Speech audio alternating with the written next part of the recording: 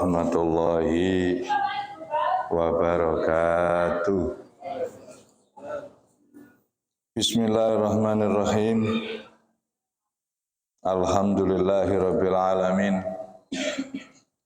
Wa bihi nasta'inu ala umuri dunya waddin.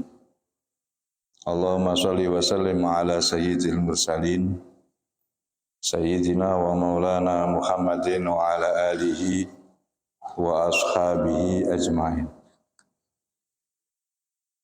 Tarjumatun Al-Imamul Bukhari radhiyallahu ta'ala anhu. Terjemahan atau biografi dari sang penulis, yaitu Al-Imamul Bukhari. Beliau adalah huwa Abu Abdillah Muhammad bin Abil Hasan Ismail bin Ibrahim bin Bardizbah Al-Ja'fi bil wala. Jadi beliau adalah nama aslinya Muhammad, nama abahnya Ismail, nama kakeknya Ibrahim, nama buyutnya Bardizbah, nama bangsanya Al-Ja'fi. Wulida bi Bukhara ama mi'ah arba wa tis'in. Beliau dilahirkan di desa Bukhara tahun 194 Hijriah. Berarti berapa tahun dari sekarang? Sekarang 1446.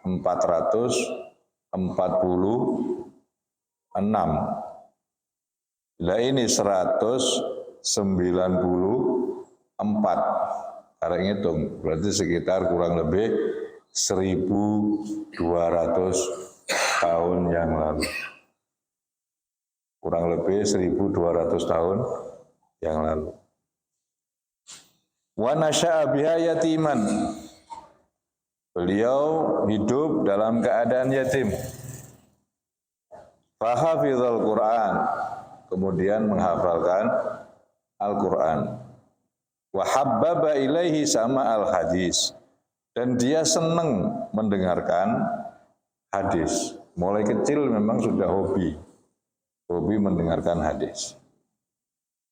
Fahafidha asyarat al-ulufi minal ahadis qabla ayyuna hizal bulugh.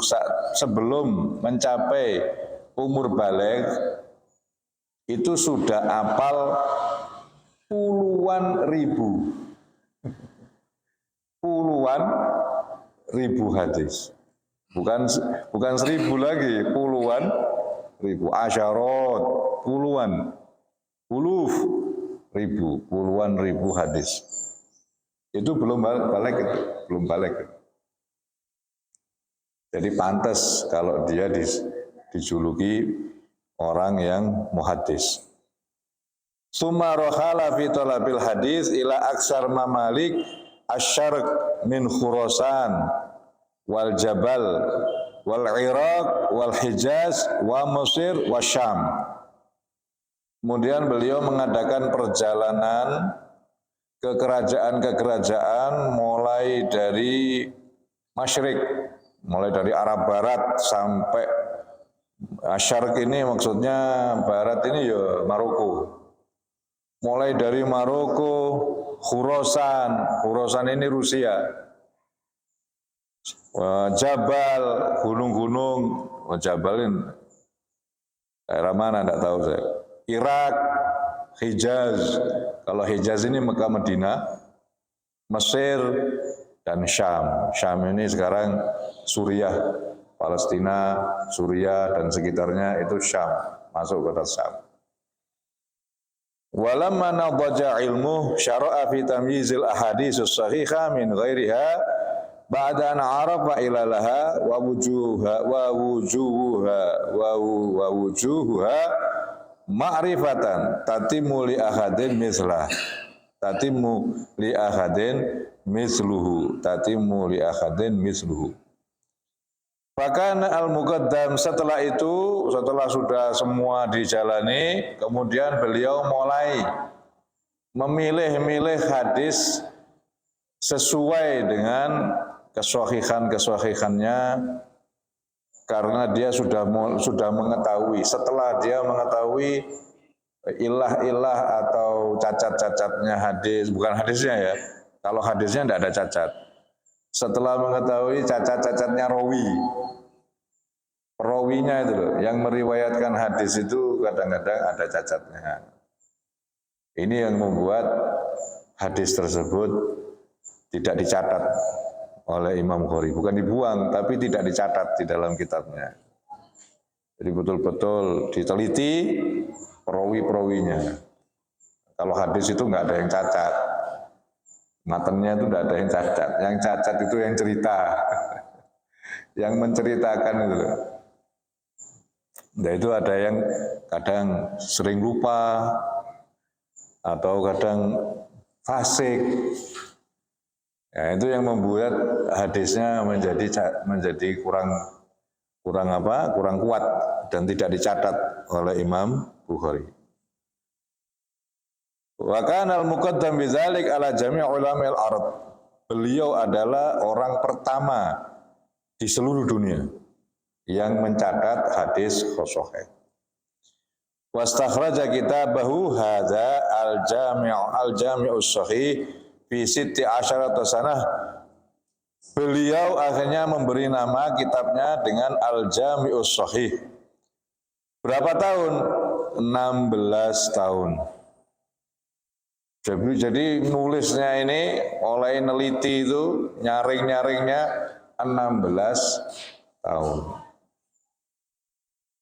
Min sita mi'a alaf hadis, diambil dari 600.000 hadis. Berapa hadisnya?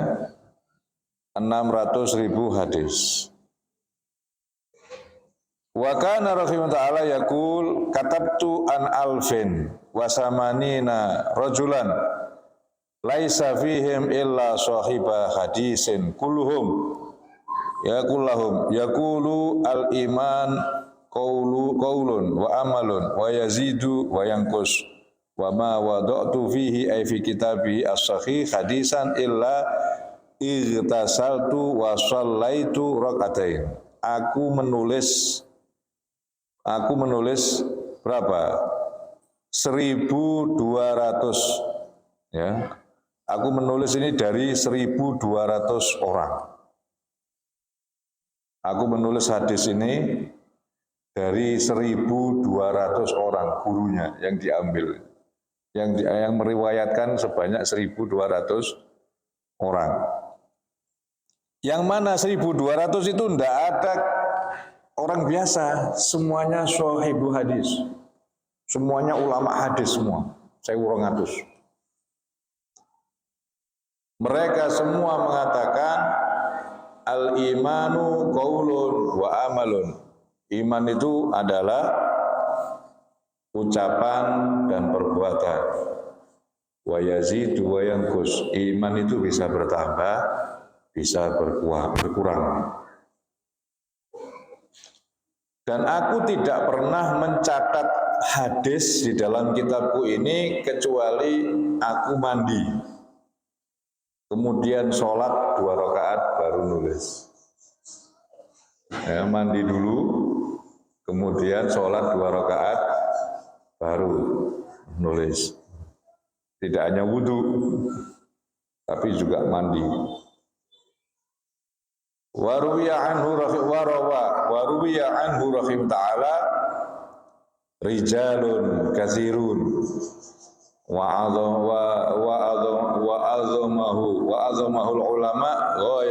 azamahu al-ulama'u ghayata ta'zim wa azamahu al-ulama'u ghayata ta'zim.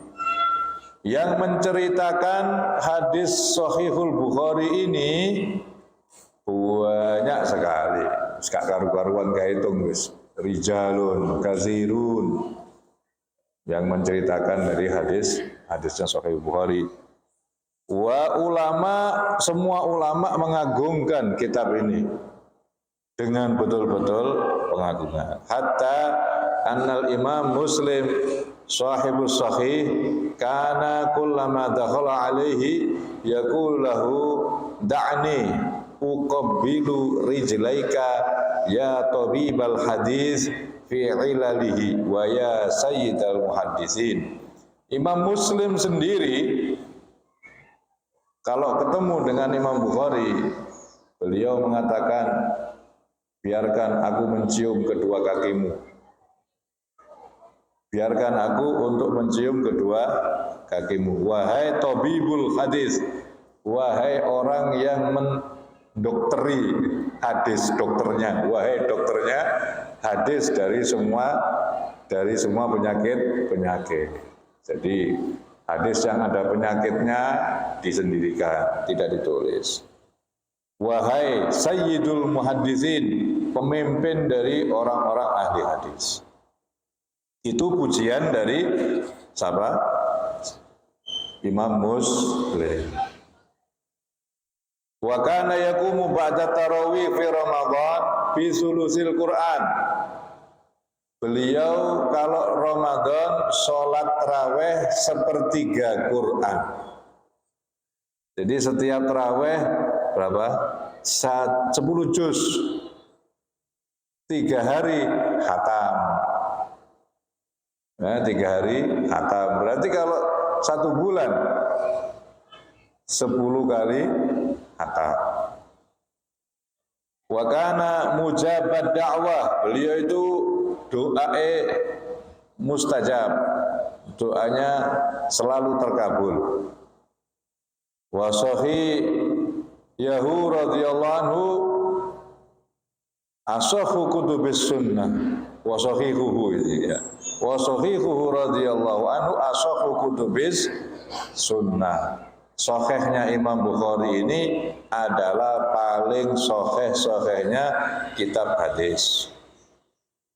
Wa adadu ahadisihi 7,000 wa mi'atani wa khamsa wa sab'un. Jumlah hadis yang berhasil ditulis di sini banyaknya adalah 7.275. 7.275. 7275.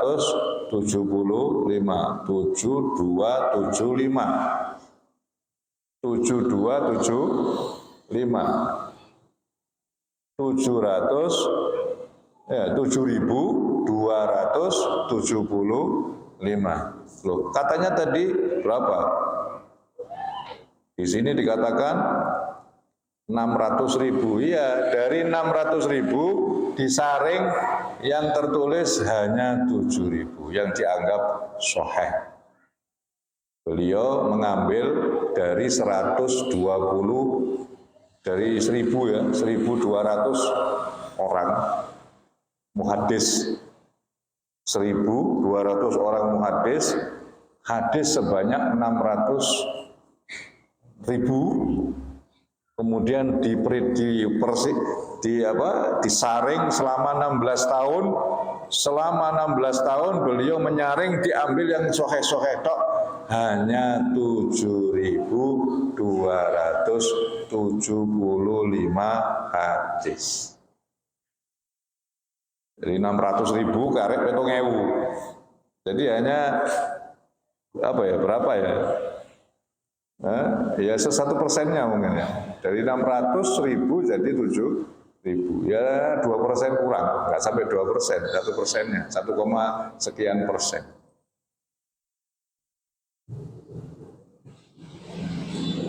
Wa bi isqatil mukarrari 4,000.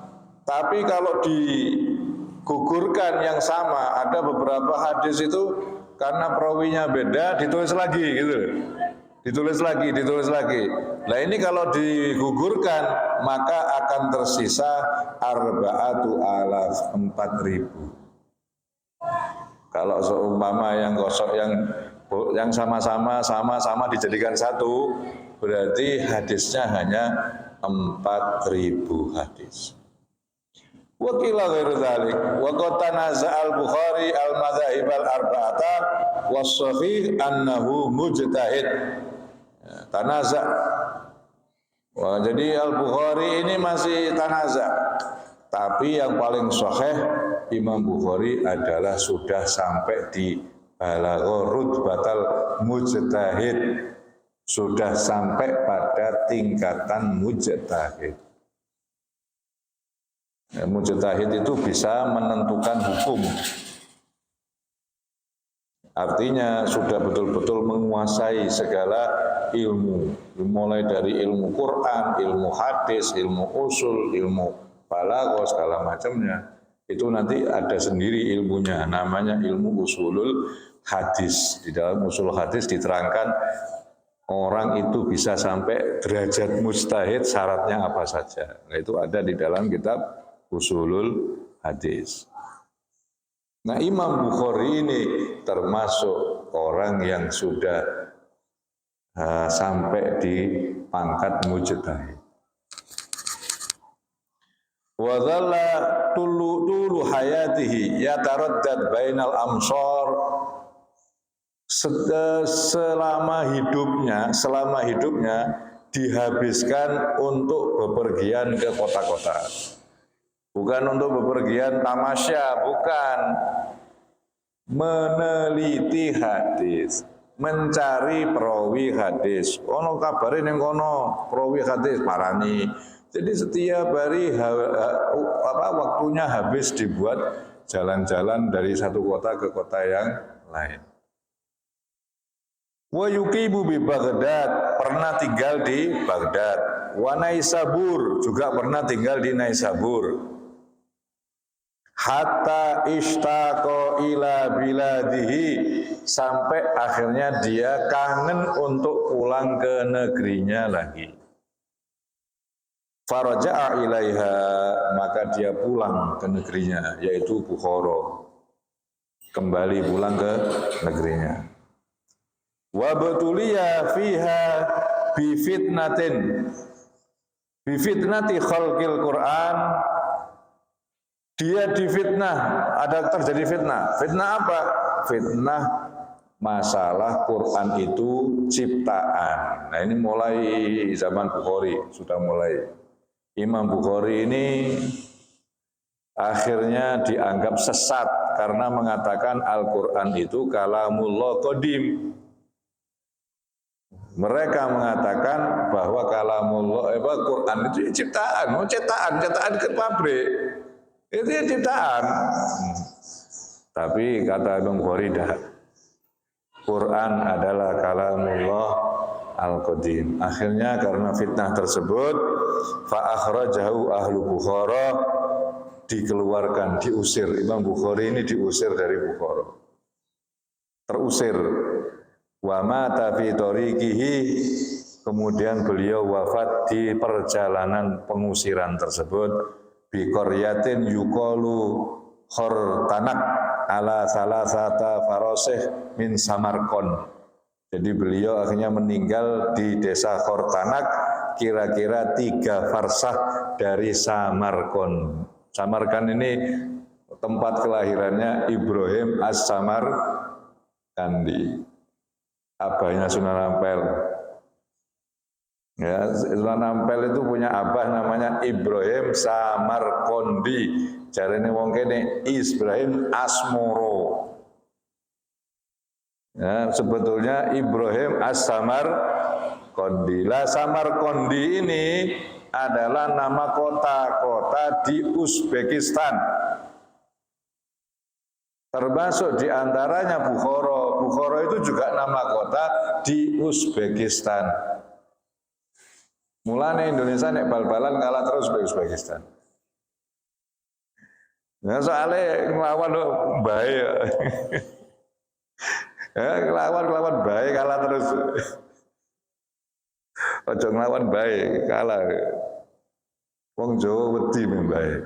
Iki nek sampe menang bahaya mbaku nesu. Karena mbah-mbahnya orang Islam di sini Ibrahim As-Samarqandi. Ibrahim As-Samarqandi ini melahirkan Sunan Ampel. Sunan Ampel melahirkan Sunan Bonang, termasuk juga Sunan Derajat. Jadi Wali Songo ini semuanya dzurriyyah dari As-Samarqandi, Uzbekistan. Jadi orang Uzbekistan dilawan, kalah. Bal-balan kalah terus.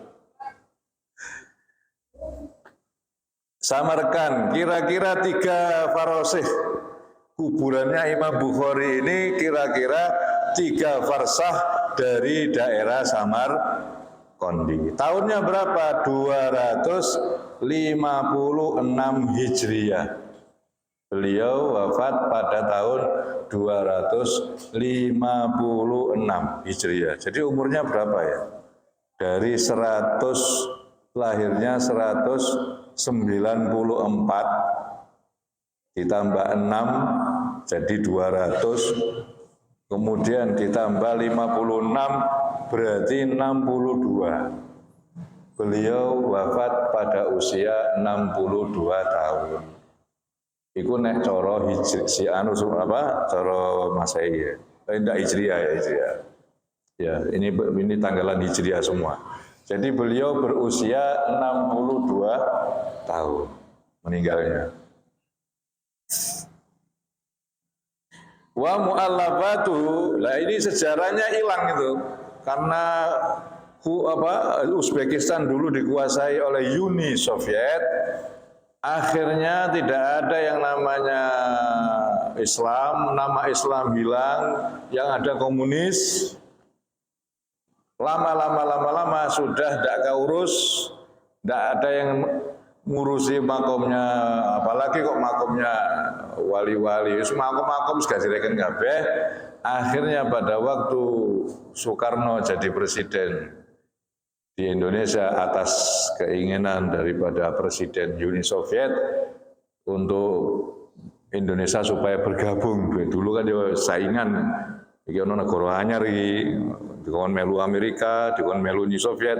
Wah, 2 negara di dunia ini tarik-tarikan. Ono sing kalau Amerika karepe ya kon melu Amerika, Uni Soviet karepe kon melu Uni Soviet, negara anyar Indonesia.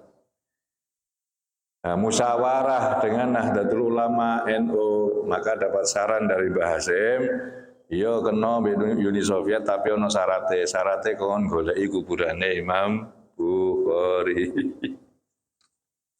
Akhirnya Soekarno ngasih syaratnya harus mencari kuburannya Imam Bukhari, baru Soekarno mau datang ke Soviet.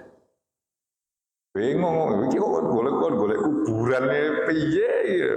Wong negara komunis kon golek kuburan. Negara komunis suruh nyari kuburan, ya sulit. Akhirnya dengan susah payah Presiden Uni Soviet mencari sampai ketemu. Nah, akhirnya setelah ketemu ya di pemakaman umum sudah tidak dirawat. Setelah ketemu kata Soekarno, kalau tidak dibangun saya ambil, tak duduk, tak jipuk, tak gawe Indonesia. Oh jangan, nah, kalau gitu kamu dibangun sama Uni Soviet. Setelah kuburan itu dibangun bagus, baru Soekarno mau datang ke Soviet, tapi bukan ke Soviet,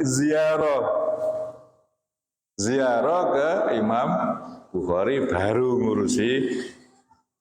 Jadi namanya bukan politik tapi muziarah, cuman mampir ning ini presiden. Pinter Soekarno. Aku neng Soviet bukan untuk politik, anak ke Soviet mau ziarah, setelah ziarah mampir ning ini presiden. Sampai sekarang orang-orang sana sangat hormat dengan orang Indonesia. Karena mereka menyadari ketemunya makom itu karena jasanya Presiden Soekarno. Atas dorongan dari Mbah Hasyim Asy'ari, suruh nyarikan. Waktu itu bukan Mbah Hasyim ya, karena Mbah Hasyim sudah wafat. Ya kiai-kiai Nahdlatul Ulama setelah itu, setelah Mbah Hasyim. Karena Mbah Hasyim meninggal pada tahun 47 kalau tidak salah. Tahun 47 48 Mbah Hashim itu sudah meninggal. Di atas dorongan kiai-kiai NU supaya mencari makomnya Imam Bukhari. Wa mu'allafatu rahimahullah katsiratun mu'dhamuha fil hadis. Yang tulisan-tulisan yang ditulis oleh beliau, kitab-kitab yang ditulis oleh beliau banyak sekali. Di antara yang paling terkenal ya ini Sahihul Bukhari. Wa rijalul hadis wa ahamuha al-jami'us sahih wa minha al-adabul mufrad fil hadis wa tarikhus saghir rijalil hadis wa thulasiyat al-Bukhari wal murad wa ma ittasal ila Rasulillah sallallahu alaihi wasallam bi salasati riwayatin wa kitabul hadisun nabawi wa khalaqa af'alal ibad wa khalqu af'alil ibad wa kitabud du'afa'is saghir fi riwayatil hadis. Ini nama-nama kitab yang dikarang oleh beliau. Ada kitab Adabul Mufrad, ada kitab At-Tarikhus Shaghir, ada kitab Sulasiyatil Bukhari, ada kitab lagi Al-Hadisun Nabawi, Khalqu Af'alil Ibad, kitab Du'afa'is Shaghir, dan lain sebagainya. Banyak sekali. Itu kitab-kitab yang ditulis oleh beliau. Bismillahirrahmanirrahim. Qala asy-Syaikhul Imam Al-Hafiz Abu Abdullah Muhammad bin Ismail bin Ibrahim bin Mughirah Al-Bukhari rahimahullahu taala, amin. Babu utawi iki iku bab kaifa kana hale kaya apa kana ono badul wahyi apa kawitane wahyu ila Rasulillah maring Rasulullah sallallahu alaihi wasallam.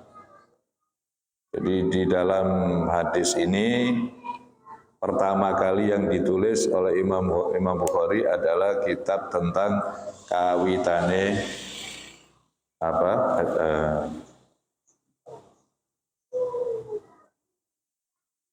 kawitane wahyu.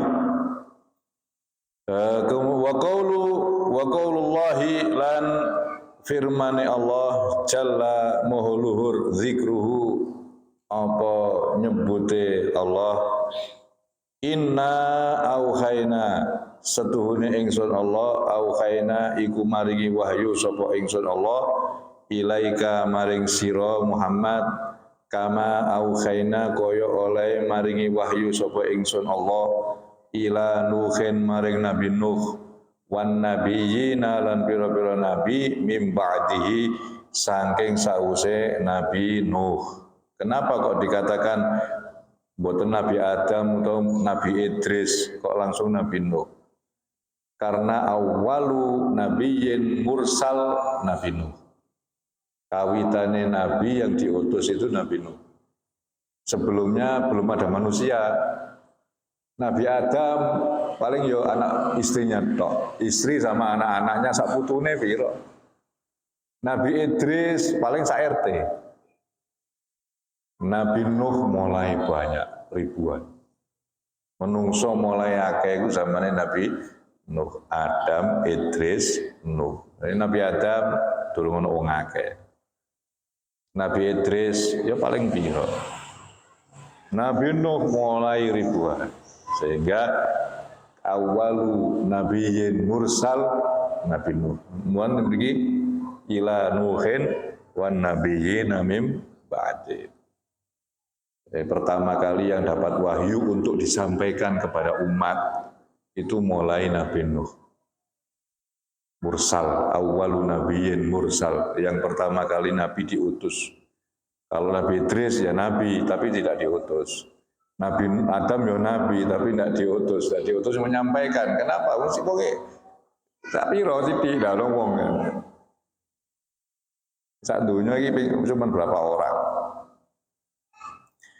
Haddatsana nyeritaake na ing kita Al-Humaydiyu sapa Humaydi Abdullah bin Zubair rupane Abdullah bin Zubair qala dawu sapa Abdullah bin Zubair haddatsana nyeritaake na ing kita sapa Sufyan qala dawu sapa Sufyan haddatsana nyeritaake na ing kita Yahya bin Sa'id sapa Yahya bin Sa'id Al-Ansari kang bangsa Ansari qala ngucap sapa Yahya akhbarani nyeritaake ni ing ingsun sapa Muhammad Imam Muhammad bin Ibrahim kang dadi anak lanange Ibrahim At-Taimiyu bangsa Taimi annahu setuhune kelakuan setuhune Muhammad bin Ibrahim iku sami'a krungu sapa Muhammad bin Ibrahim ya Alqamata ing Alqamah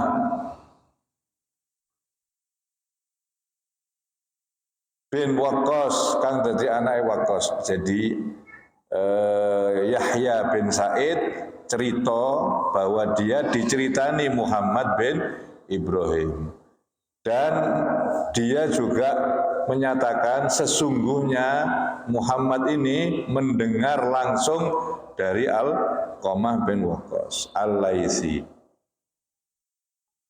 Sami'tu yaqulu ngucap sapa Muhammad. Jadi Muhammad ini yang berkata, Muhammad bin Ibrahim berkata, sami'tu krungu sapa ingsun Umar bin Khattab radhiyallahu anhu.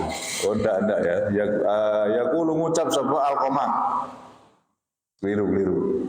Yaqulu ngucap sapa Al-Qamah sing ngono. Al-Qamah dawuh sami'tu krungu sapa ingsun Umar bin Khattab radhiyallahu anhu. Ya, jadi sanate iki didudul kabeh.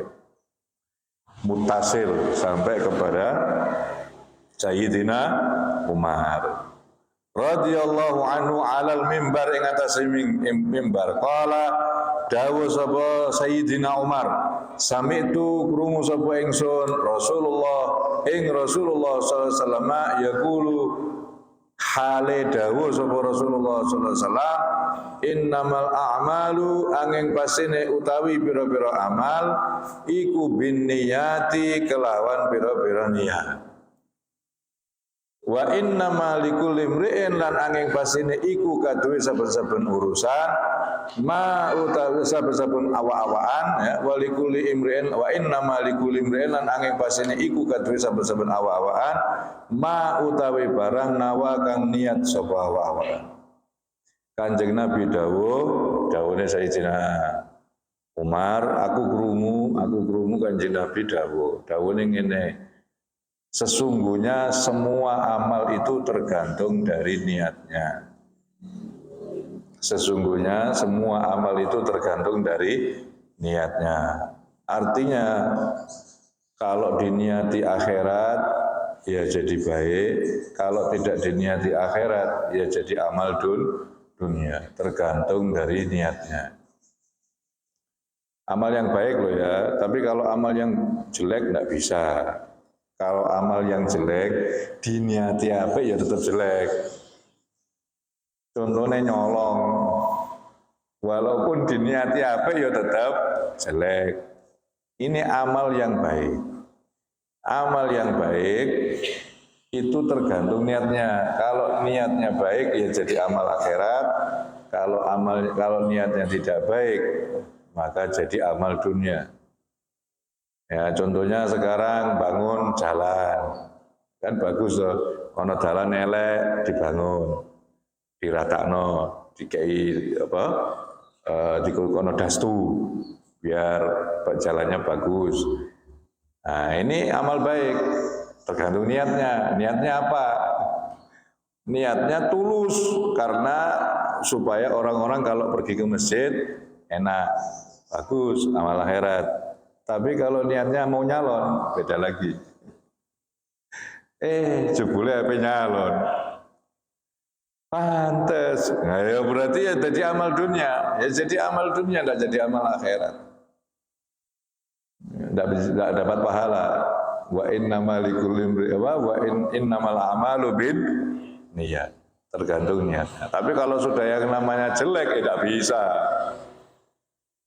Kalau perbuatan buruk diniati apik, tidak ada, ya tetap buruk. Wa inna malikul imri'in lan angin pasine iku kadhe saben-saben awa-awaan ma utawi barang nawa kang niat sapa awa-awaan, tergantung niatnya. Kalau niatnya itu satu ya dapat pahala satu.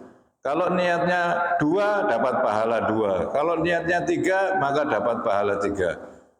Tergantung niatnya. Contohnya begini, saya mau pergi ke masjid. Saya niat nanti apabila ada orang tua yang tidak bisa nyabrang, niat sih. Nanti apabila ada sesuatu di jalan yang tidak bagus, yang bisa mengganggu orang, tak singkrino, loro. Nanti kalau di jalan seumpama ada orang meminta-minta, tak kasih, telu. Nek aku ketemu konco, aku ape uluk salam, assalamualaikum, papat. Jadi semakin banyak niat yang kita pasang, maka akan semakin banyak pahala-pahala yang akan kita dapatkan. Mulane orang-orang zaman dahulu itu mengajari anak-anaknya niat itu teliti. Lah, supaya kita dapat pahala banyak, kalau mau kemana-mana, niate kulo niat kados niate wong-wong biyen. Ngono ayo saya tak wis oleh akeh. Kulo niat kados niate kiai-kiai zaman biyen. Enak kalau di bahasa Arab kan nawaina mislama nawabiya salafunas sholihun. Nawaina kama nawabiya salafunas sholihun. Aku niat seperti niatnya ulama biyen. Wis pol mentok wis akeh. Lah kadang-kadang kita lupa moro-moro mlaku. Moro-moro jalan, tidak nonton niat dulu. Ya dapatnya pahala dikit. Itu loh, dapat pahala dikit. Di antara manaqib dari Habib Abdul Qadir bin Husain Asegaf, Habib Taufik, apanya Habib Taufik, di antara manaqibnya beliau, itu kadang-kadang keluar rumah balik meneh. Wis keluar rumah balik meneh. Kenapa? Karena ada niat yang kurang. Jadi balik meneh untuk menata niat lagi. Wis tutuk ndobo balik itu. Saking kepinginnya oleh ganjaran yang lebih banyak. Kadang-kadang mlebu kamar mandi balik meneh. Wis mlebu balik. Kenapa? Mamang, aku mau sikil kanan atau sikil kiwa. Mamang padahal balik. Apalagi yakin kaki kanan. Balik dia. Diulang lagi. Ngono kaki kiri. Jangan sampai melakukan yang tidak sesuai dengan sunnahnya Nabi Muhammad SAW. Nah, kalau kita kan ya wis toh, lali ya wis sesuk tak hati-hati. Sesuk lali nang ya wis sesuk nang kadung. Tapi beliau Habib Abdul Qadir bin Husain ini enggak, dia keluar. Terus diulangi lagi. Kaki kiri masuk. Nah, wis yakin baru. Yakin baru. Kadang-kadang keluar ya ngono, keluar kamar mandi balik mlebu meneh. Karena ndak yakin, tadi kaki kanan apa kaki kiri? Baleni meneh kaki kanan.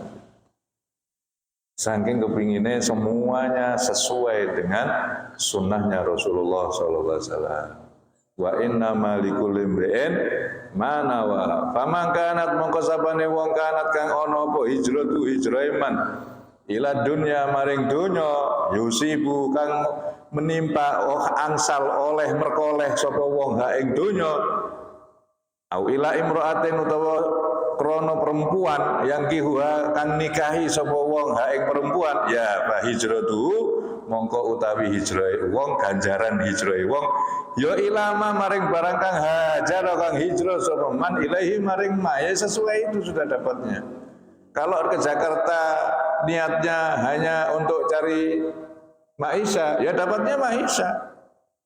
Kalau misalnya ke Kalimantan cari perempuan, ya dapatnya ya perempuan. Udah, ilama hajaro ilaih. Tapi kalau memang hijrahnya karena Allah Subhanahu wa taala, ya dapat pahala. Misalnya hijrah untuk ngajar.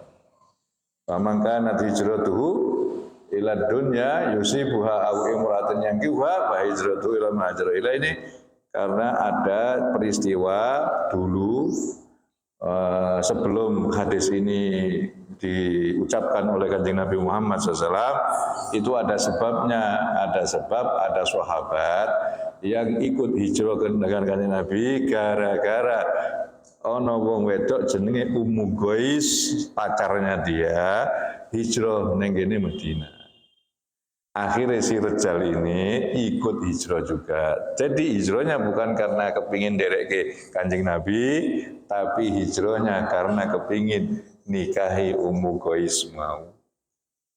Mulane Kanjeng Nabi nyindir, disindir. Sapa wonge hijrahe krana donya, sapa wonge hijrahe krana wong wedok, ora krana melu aku. Ora krana aku, ora krana Gusti Allah. Ya oleh ya iku, ya ora oleh ganjarane hijrah. Kalau hijrahnya krana nderekke aku, ya oleh ganjaran besar pahalanya hijrah bersama Rasulullah sallallahu alaihi wasallam. Tapi karena perempuan, ya dapatnya perempuan yang tidak dapat pahala di akhirat. Sadar orangnya, astagfirullahaladzim. Iki sing kena iki aku jelas iki. Si laki-laki tadi itu sadar, akhirnya mengubah niatnya, dia bertobat kepada Allah, tidak lagi untuk si perempuan saja, tapi juga untuk Nabi Muhammad SAW. Nabi berdawuh seperti itu, mengatakan seperti itu, niatnya seperti nyindir bukan nyindir, tapi kan Nabi sudah tahu kalau orang ini pasti akan taubat. Bukan tersinggung dan lari, justru dia akan bertobat. Oleh karena itu perlu diingatkan. Karena Nabi itu tahu mana orang yang diingatkan akan ingat dan mana orang yang diingatkan justru malah lari. Itu kan jadi Nabi wis ngerti. Nek kira-kira dielingno Melayu ya ora bakal dielingno ngarepe wong. Nek kira-kira wong iki dielingno ndak bakal Melayu, pasti dielingno mbek Nabi Muhammad sallallahu alaihi wasallam. Ya, di waktu itu banyak Kanjeng Nabi sering mengingatkan orang tapi tidak menyebut nama, yang bersangkutan pasti terasa, iki aku iki. Jadi tidak apa-apa seorang kiai tanpa menyebut nama menyinggung, tapi dengan catatan orang kiainya tadi itu yakin orang ini nek tak singgung insya Allah iki tobat. Nek tak eling wong iki insyaallah tobat. Tapi kalau kira-kira di model begitu kabur, bukannya tobat malah ngamuk, nesu, ya ayo main sindir. Selama main blas. Oh, coba sindir pun wong iki jangan disindir. Nanti lari dia, kabur dia. Nah, jadi Nabi sudah tahu orang ini kalau disindir dia sobat, dia akan tobat. Tapi tidak disebut namanya. Si orang yang bersangkutan sadar bahwa hijratuhu ila ma hajara ilaihi. Jadi kalau kita mau hijrah kemana-mana, pasang niat yang baik. Misal mau pergi ke Jakarta, ojo hanya kepingin kerja, tapi niatkan yang lain, yang kira-kira bernilai. Bernilai apa? Pahala. Aku pengen golek duit. Kok nek wis oleh duit aku kepingin ikut nyumbang masjid, nyumbang pondok. Hasil daripada kerjaanku nanti akan aku bikin untuk sesuatu yang urusan pendidikan Islam. Nah, jadi ada nilai akhiratnya. Saya akan ke Kalimantan, ya toh. Nanti kalau saya sampai di sana, saya kepingin selain bekerja, saya akan cari tempat-tempat ibadah untuk beribadah dan juga mencari ulama-ulama. Saya kepingin ngaji. Tidak hanya cari uang, tapi juga kepingin mencari ilmu. Niatnya yang baik begitu. Jangan hanya sekedar cari uang. Ya yusibu ya maha, tidak dapat apa-apa, hanya cuma dapat uang tok. Rugi perjalanan yang jauh, belum tentu hasil. Ya, tapi kalau kita sudah niatnya baik, perjalanan jauh, walaupun tidak berhasil kan dapat pahala. Karena niat yang baik tadi.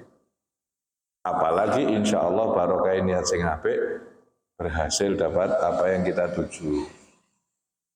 Ya, sekarang kan tidak semua orang hijrah itu mesti berhasil. Tidak semua orang yang hijrah itu mesti berhasil. Yang berhasil dengan yang tidak berhasil itu mungkin imbang, mungkin banyak yang tidak berhasil. Tapi yang dibuat dalil itu yang berhasil. Kalau berhasil. Padahal yang berhasil dengan yang gagal itu banyak yang gagal. Yang ditipu, kemudian harus pulang, tidak dapat apa-apa. Rugi kalau tidak diniati untuk akhirat. Niatan untuk akhirat. Dan tidak ada pahala yang lebih besar seperti pahala ngaji. Di mana saja berada, jangan lupa ngaji. Kata guru-guru saya dulu begitu. Kamu berada di mana saja, jangan lupa ngaji. Cari tempat orang-orang yang bisa mulang, kamu ikut belajar. Misalnya kamu kuliah, misalnya kamu bekerja, jangan sampai tidak mencari orang yang alim untuk ngaji. Belajar terus. Utlubul ilma minal mahdi ilal lahdi. Belajar terus. Eman-eman. Karena apa? Pahala terbesar adalah ngaji. Pahala terbesar adalah ngaji. Bukan berarti kita tidak bekerja. Tetap kita akan bekerja yang kira-kira tidak mengganggu waktu untuk ngaji. Kerjaan macam-macam. Kenapa harus cari kerjaan yang mengganggu waktu ngaji?